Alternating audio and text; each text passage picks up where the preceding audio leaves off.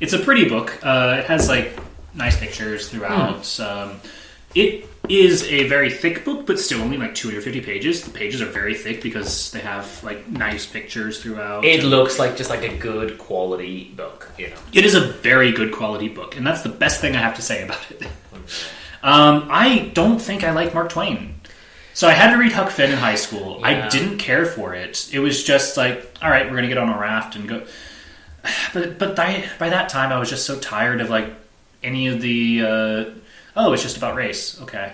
Yeah. Apparently, we need to bring those back and make them more popular these days. Yeah, they seemed a bit overplayed, and then we look at the world. So. Yes, so I was wrong. Yeah. But it was overplayed for me that I'm like, all right, I'm done with any of this, and it's just a travel novel in a way. Prince and the Pauper is a little different. It is... The way I explained it to you was it's comedy of errors without the comedy. Yes. So you have two guys who look very, very similar, a prince and a pauper. They meet and they exchange clothes because the prince is like, ooh, I want to try this out. I never tried out these types of clothes before. And the pauper's interested in like what the prince is like. And when I see a stranger, I always ask them if I can try on their clothes. Yeah. But they look very, very... They look so similar, no one can tell them apart, even their own mothers. Oh, wow. Okay. Yeah. So Tom Canty is the pauper. He is from a very rough family. The father beats him all the time. The mother's actually really nice and gives him like a little extra food here and there. The father ends up killing somebody later on, so they have to go on the run. And you don't really see the mother or sisters until the end of the book. So it's basically the father, and he's just a terrible person. And he basically travels with a band of miscreants who go out stealing and.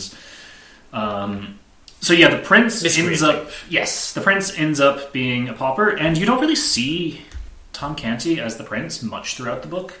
It's mostly about the prince. It's mostly about the prince being the pauper. Yes. I suppose the pauper being the prince isn't really doing anything. He's just sitting around on a throne or something, you know? Yeah, you get to see a little bit of it. You get to see, Jane Grey and... Who is Mary? Lady Jane Grey? Yeah. And Mary... What's her name? You meet Henry VIII as well, as he's dying. Mary Stuart? No? Am I getting my history tangled? Bloody Mary. It's Bloody Mary, but I don't remember... Anyway, you can look that up. So, yeah, there's a little bit of that. Apparently, Henry VIII was very nice to his son Edward, who's the prince. And obviously, they do talk a little bit about this. Mary Tudor, I think. Tudor, okay. Yeah, that'd be it. It wasn't Queen of Scots. So who is Mary Stuart? I don't know. That's Mary, Queen of Scots. Oh, there we go. So there are two. The other Mary. Yeah. So, the pauper is the prince.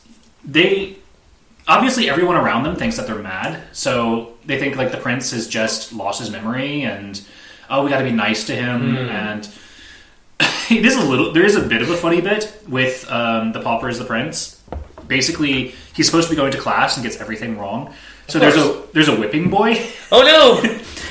The whipping boy comes in, he's like, you've been getting lots of things wrong. Do you think you could tell the teacher not to whip me? Because I'm going to have to be whipped like 20 times. Why is this boy getting whipped? Because they can't whip the prince. Wow. Because that would be harming the prince, and then the teacher would be beheaded or whatever. And they never considered just not whipping anyone, of course. Yeah, no.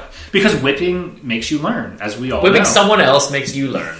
Well, honestly, it should. So that did make me laugh a little bit. But then the pauper becomes friends with the whipping boy.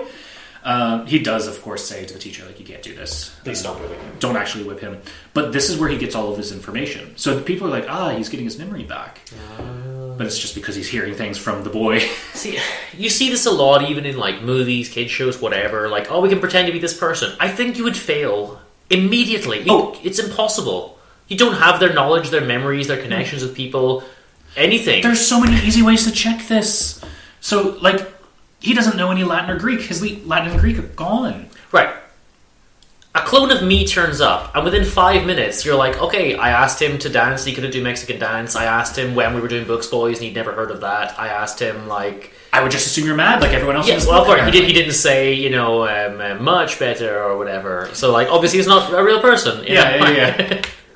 So the Pauper's entire story, basically. He shows up at the very end because the prince comes back. The prince essentially goes on a travel journey, and he escapes from the father, runs into... He's, of course, thought of as mad as well. But obviously for him, it's like, it should be easy to prove because he speaks Latin and Greek. And sorry, I just... This is better! Much better! But then there is a nice guy who, like, he does tell, like, I'm the king, and the guy's like, yeah, okay, sure you are. But he still, like, follows along a bit. And he does help out the prince quite a bit, to the point that the prince is like, right, you have saved me from these other people. I will give you anything that you wish. Just tell me, and I will make it true once I'm king, once I'm prince again.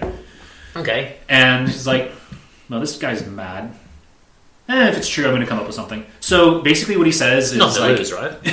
Nothing to lose. Yeah, exactly. He has nothing to lose, so he makes it interesting. So he basically says, what is it? Like, my family will always be allowed in the king's presence, and he ends up becoming like a duke or an earl or something. But then, I don't know if it's here or at the end of the book, his family's allowed to sit down in front of the king. Okay. So... It has been done throughout history, apparently, that some people in like the 1600s and later on would sit down in front of the king, and everyone would go wild. Yeah. But it was basically to show, like, no, we still have this power that we can do this, which is kind of interesting. So yeah, the boy runs away from him or something. I don't actually know how he got away, but then ends up with the miscreants again, and then gets saved by the guy who helped him out, and then there's kind of back and forth. They end up going to jail, and then he sees the horrible things that happen in jail. By now, Henry VIII is dead, so he is actually king. And then he kind of just goes back in the coronation, and there's like movies and stuff of this, right? Probably. I think so. There's not much that seems to happen. It's just a lot of back and forth. Like, okay, now he's still poor. It's the fish out of water thing that just continues for 50 pages or something. Do you think I would have liked it? I think you would have liked it more. It sounds that way, and I'm gonna... It is a bit more Dickens, story-wise. Okay. So, I don't think it's as witty as Dickens, so you're not going to like it as much like that, but I do think you would like it more for the way the story is told. Okay. So... You don't seem that... I'm not keen. I don't care for it. It's... Yeah. I'm tired. I hate books that are just like, well, we're going to do this, and then we're going to do this again, and then we're going to do this again. It's so much back and forth. Yeah. And it's just, oh, he's pretending to be king, and people think he's mad. Oh, he's pretending... In a different scene, he's pretending to be king, and people think he's mad. I'm like...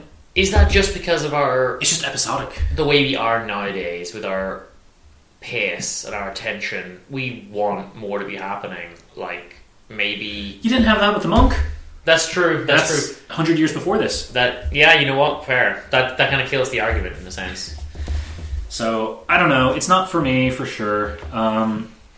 They switched places back at the very end, of course, and Edward apparently only lives a couple more years. Okay. As king. When I see things like The Monk, it actually makes... Or when I read Tom Jones...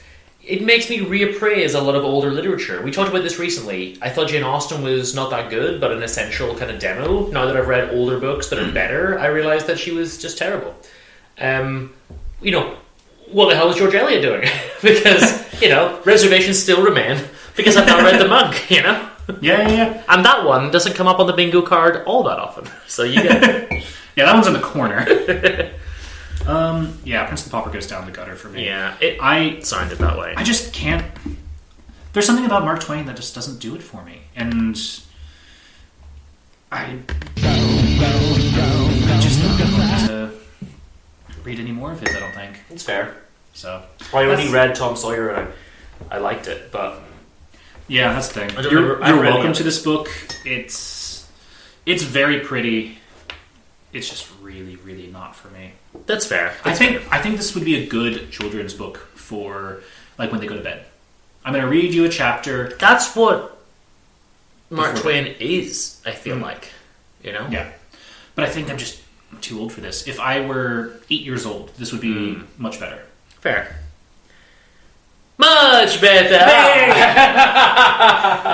Came up naturally.